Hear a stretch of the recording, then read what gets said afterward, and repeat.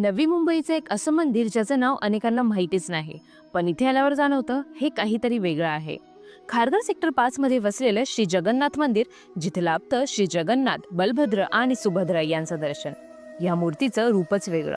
हात नाहीत, पाय नाहीत आणि डोळे मोठे नि जागृत, पण भक्तांचं नातं त्यांच्या हृदयाशी जोडलं जातं.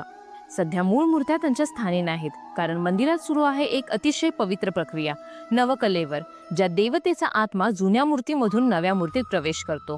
ही प्रक्रिया कपड्याआड शांततेत भक्तीने केली जाते. ही तयारी चालू आहे 27 जून रोजी होणाऱ्या रथयात्रेसाठी, जी अगदी ओडिसाच्या पुरीच्या परंपरेप्रमाणे इथेही साजरी केली जाते, जिथे देव स्वतः रथातून भक्तांपर्यंत येतो. इथे दर्शन लाभतं गणपती बाप्पा, मारुती राय, सूर्यनारायण, माता महालक्ष्मी आणि माता बिमलांचंही.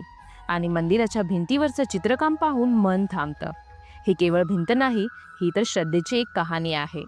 पुरीला जाता आलं नाही, पण इथे आल्यावर वाटतं जिथे श्रद्धा असते तिथेच जगन्नाथ साक्षात प्रकटतो.